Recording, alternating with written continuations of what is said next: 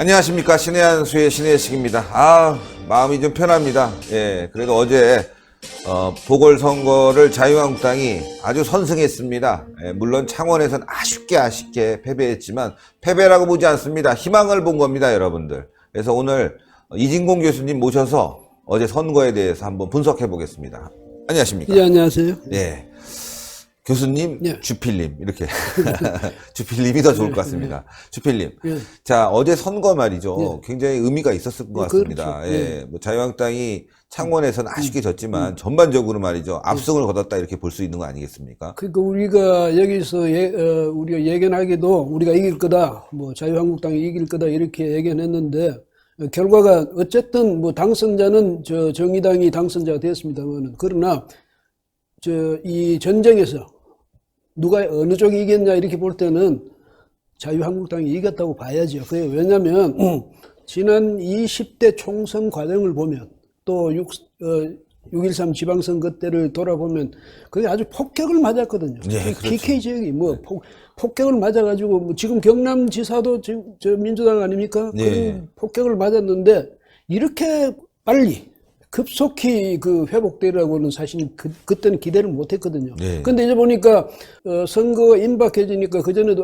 이거 정의당하고 민주당이, 단일화를 해가지고, 자유한국당한테 상당히 불리할 거다. 뭐 이런 예상이 많았는데, 선거가 가까워지면서, 현장의 분위기 그게 아니다. 네. 이거 자유한국당이 이길 것 같다. 이런 이제 분위기가 올라왔거든요. 그래서 우리도, 그건, 아마 자유한국당이 거기서도 승리할 거다. 이렇게 예상했었는데, 막판에 사실은 좀 뒤집어졌어요. 그런데 정의당으로서 노회찬 전 의원의 지역구기 때문에 뭐 노회찬 정신이라까지 운운해가면서 거기서 이길 거라고 뭐 확신을 했었는데 아주 혼쭐이 났죠. 네. 났는데 이거 좀 자유한국당 황교안 대표가 들으면 좀 섭섭할지 모르지만은 오히려 진 게 약이 될 거다. 저는 그렇게 믿습니다. 예, 진 게 약이 될 거다. 이번에 만약에 통영 고성에서 압승을 한 데 이어서 또 창원 성산구에서 여기서까지만 또 이겼다 이러면 자유한국당이 좀 긴장을 풀 수가 있거든요. 당장 우리 이제 실지 회복했다 뭐 이런 기분에 젖어들면 사실은 2군데밖에 아니잖아요. 그다음에 기초의원 3군데 뭐 이 정도 아주 그야말로 초미니 보궐선거였는데 정말 중요한 것은 내년 총선이죠. 그 다음 더 나아가서 22년 대선 아니겠습니까? 이런 걸 생각할 때 요번에는 흔히들 하는 말로 간만 봤는데 이거 괜찮다 이 말이죠. 그래서 그런 점에서 볼 때 자유한국당으로서는 이제 우리가 다시 정권을 되찾을 수 있다는 용기 또 희망을 봤다. 그 점에서 보면 절묘한 그런 결과였다. 저는 그렇게 생각합니다. 야, 절묘한 결과였다. 자, 그러기 위해서는 이길 수 있는 방법 또 뭐가 있을까 또 연구를 좀 해봐야 되겠습니다. 그렇죠. 이번에도 봤지만은 총력전 뿐입니다. 그래서 황교안 대표가 현장에서 먹고 자고 하면서 그렇게 진두지휘를 하지 않았습니까? 했는데 그런 거는 마찬가지로 그래서 이번에 그 어려울 것 같은 창원 성산 지역에서 시종 리드해 갔다. 이건 사실은 정말 얼마 전까지만 해도 상상할 수 없는 일이었거든요. 그걸 보면 뭐가 느껴지냐면 자유한국당 정말 최대의 과제, 그러면서도 거의 유일하다시피 한 과제가 뭐냐? 단합입니다. 단합. 예, 이 자유우파 세력들이 결집만 하면, 자유우파 유권자들이 결집만 하면 민주당은 사실 상대가 안 돼. 이번에 가장 참패를 한 데가 어딥니까? 민주당 아닙니까? 그러니까요. 예? 민주당이 전주에서 한 기초의원 선거에서도 민평당한테 졌어요. 그 다음에 문경에서 2군데서는 아예 자유한국당이 이긴 거고, 그 다음 민주당이 그럼 어디서 이겼습니까? 이 창원에서는 아예 자기들이 정의당하고 단일화 한다 합시고 자기들 후보까지 희생시키고, 통영에서는 아주 자신 있는 같이 하다가 거기서 참패했지 않습니까? 그런 걸 보면 민주당은 그 교만, 오만, 국민들에 대해서도 바로 이런 정책의 실패, 그러면서도 끝없는 오만과 고집, 이런 것이 결국 오늘의 이 사태를 불러왔다는 걸 아마 저 사람들은 그래도 끝까지 뉘우치지 않을 것 같습니다. 이제 앞으로 전국 변형도 필요하고 말이죠. 여러 가지 이제 자유한국당 쇄신도 필요한데 어제 보니까 바른정당이 상당히 말이죠.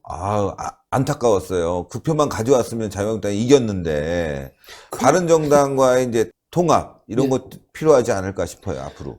뭐 바른정당하고 자유한국당의 통합은 이미 예정된 것이었는데 다만 그간에 보면 이제 바른정당 내 이 자유한국당으로 합치겠다는 그 의원들이 뭐 여러 가지 이제 사정을 본다든지 기회를 본다든지 시기를 본다든지 또 여건 이런 거 보면 왜냐하면 한 사람 한 사람 올 수는 없거든요. 네. 자기들도 뭐냐면 그래도 이렇게 함께 와야 여기 자유한국당에 와서도 외돌토리가 안 되고 그래도 뭐 존재감을 보일 수 있다. 이것 때문에 계속 이제 기회를 봐왔는데 그동안 뭐 여러 가지 일 때문에 자기들이 못했고 이제 자유한국당도 이제는 지도부가 구성이 돼서 이제 안정기에 들어갔지 않습니까? 네. 그리고 이번 보궐선거를 통해서도 이제 자유한국당이 아주 이제 희망을 갖게 됐고 네. 이렇게 하니까 이제 여유를 갖게 됐어요. 그래서 바른미래당에서 이제 오실 분들에 대해서도 이제 자유한국당에서 아마 이제 지도부가 그걸 어떻게 영입하느냐에 대해서 이제 논의를 할 것 아니겠습니까? 그러면 머지않아서 이제 왜냐하면 바른미래당 가지고 안 된다는 것,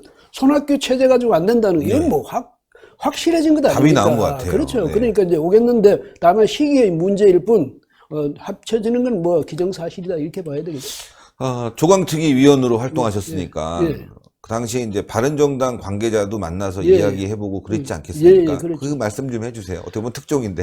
아니, 그게 아니라 그 이제 구체적으로 누구라고 말씀을 드리면 그 사람도 입장이 나할지도 그렇죠. 모르지만 어떤 분한테는 제가 이제 직접 전화를 했어요. 해가지고 어떻게 할 거냐. 빨리 자리를 그러면 올라면 자리를 비워놔야 될 거 아니냐. 그러니까 지금 빨리 결심해서 이야기하려니까 처음에는 비워달라고 그랬어요. 네. 가야죠 이러면서. 네. 근데 나중에 왜냐하면 혼자 올 수가 없으니까 그래서 또 거기서 이제 상당히 리드하는 분 이제 만약에 같이 올 때 그 중에서 이제 리더격인 분하고도 이제 이야기를 해봤는데 네. 가는 건 당연하죠. 그 당연한데 요는 이제 황교안 체제 측에서 황교안 지도부에서 어떻게 이제 우리가 들어갈 그 여지를 만들어 줄 것인가 이제 그게 중요한 것 아니겠습니까? 그것 때문에 좀 이제 두고 봐야 되겠다 이렇게 이야기했는데 이제 황교안 체제도 이제 안정되어 가면 네. 이제 뭐 인색하게 할 필요 없거든요. 그렇죠. 그래서 오히려 이제 더 따뜻하게 그게 반대하는 사람도 있을 겁니다. 왜 나간 사람들 왜 불러오냐 그게 아니거든요. 저는 늘 이야기하는 것이 그때의 탄핵 그 와중에서 있었던 그런 문제는 괄호 속에 넣어놓자. 언제까지? 정권을 되찾을 때까지는 괄호 속에 넣어놓고 싸우는 건 집안 싸움은 정권을 되찾고 나서 싸워도 얼마든지 싸울 수 있다. 그런데 저는 늘 그렇게 이야기합니다만은 아마 그런 뜻에서 이 같이 합치는 것에 있어서 반대하시는 분들 이해는 하지만은 그래도 우리가 대동단결만이 승리다. 이게 이번에 입증되지 않았습니까? 그렇죠. 그래서 승리를 위해서 같이 참을 건 참아주고 보듬을 건 보듬어주고 그러면서 같이 나가자. 저는 꼭 그렇게 호소하고 싶네요. 예. 저도 바른미래당, 바미당이라고 그러죠. 바미당의 주요 관계자와 오늘 아침에 통화를 했습니다. 전화가 먼저 왔어요. 신 대표님, 오랜만입니다. 그랬더니만, 자신도 신의 안에서 본다는 거예요. 보고 있고, 공감하는 바 많다. 그리고 함께 해야 되는 거 아니냐. 먼저 그러더라고요. 제가 배신자 많이 했거든요. 자, 여러분들, 배신자. 배신자. 그런데, 대한민국을 배신하면 안 되죠. 그렇죠. 대한민국을 배신하면 안 된다. 대한민국을 우리가 살리기 위해서 함께 가는 거, 그게 중요하다. 지금부터는. 모두, 한마음 한뜻이 돼서 그래서 빨리 자유한국당과 함께 한 몸이 돼서 싸워야 되지 않겠느냐 했는데 먼저 그쪽에서 그렇게 생각하고 있다고. 근데 자유한국당이 얘기를 안 해서 지금 고민하고 있다고. 글쎄, 여기서 지금 들어가고 싶은데 지금 공식적으로 좀 얘기 좀 해달라. 신 대표가 좀 얘기 좀 해달라. 근데 제가 무슨 힘이 있겠습니까? 이렇게 방송으로 얘기하는 겁니다. 하여튼 바른정당과도 앞으로 소통을 해서 손학규는 이제 집으로 가야 되는 상황이니까 소통을 해서 함께 단일 대우를 구성하면 내년 총선에 분명히 필승할 수 있고 말씀하신 대로 우리가 대선까지 쟁취하고 난 뒤에 우리가 또 따질 건 그때 가서 좀 따지는 상황이 됐으면 좋겠습니다. 정말. 그러니까 손학규 대표에 대해서 우리가 여기서도 여러 번 이야기를 했는데 왜 그런 지금도 저는 그분의 속셈이 뭔지 무슨 계산을 했는 건지 뭘 생각했는 건지 도대체 이해가 안 되거든요. 어쨌든 이제 저는 이렇게 자유한국당 내에 있는 분들도 이 자유우파 유권자 여러분들은 물론이고 또 바른미래당 계시는 분들한테도 꼭 말씀드리고 싶은 것이 작은 싸움은 실컷 하자. 날이면 날마다 작은 싸움을 해야 되는데 큰 싸움에서는 합쳐야 됩니다. 그러니 같이 마음을 모아야 되고 대오를 그야말로 단일 대오를 형성해서 큰 싸움에서는 모두가 함께 이겨야죠. 그러니까 작은 싸움을 하시더라도 그것이 근본적으로 서로를 해치는 뭐 그런 싸움이 안 되기를 바랍니다. 예. 아유, 대단히 감사합니다. 네. 예, 고맙습니다. 감사합니다. 예. 자유한국당 윤리위원장 또 그리고 조강특위 위원을 역임하셨던 이진권 주필님의 말씀입니다. 그리고 여러분들 이제 조금 마음을 풀어야 될 것 같습니다. 예, 용서할 건 용서하고 또 우리가 합칠 건 합쳐서 내년 총선 대선 이겨야 되지 않겠습니까? 그러기 위해서는 이번에 바른정당의 표를 가져와야 된다는 게 너무나 분명해졌죠. 그리고 또 그 안에 있는 사람들도 굉장히 놀랬다고 합니다. 자유한국당이 뭉치니까 힘이 세구나. 와, 큰일 났다. 여기서 우리가 있다가는 고사당하겠다. 빨리 대책을 세워야 되겠다. 이런 분위기도 있다는 겁니다, 여러분들. 야, 그러니까 니네들이 궁지에 몰렸으니까 넌 이제 없어버려. 이렇게 하기에는 정치적으로 손해가 좀 많지 않을까 싶습니다. 어제 제가 이런 얘기했다가 또 많은 문자가 왔어요. 왜 바른정당 배신자 얘기하냐. 그런데 말이죠. 욕을 먹더라도, 신의 한 수가 욕을 먹더라도 큰 길로 가자고 얘기했죠. 예, 큰 길로 가야 됩니다. 자꾸 새길 돌아가고 지름길이라고 그래서 이상하게 없는 길 만들고 그러다가 지는 겁니다. 큰 길로 함께 갔으면 좋겠습니다. 그래서 내년 총선 승리하고 대선 승리해서 우리도 한번 진짜 적폐들 몰아내야 되는 거 아니겠습니까? 자, 동그랗게 올라가는 구독 버튼 꼭 눌러주시고 추천 버튼, 댓글 많이 올려주십시오. 대단히 감사합니다. 감사합니다. 예, 고맙습니다.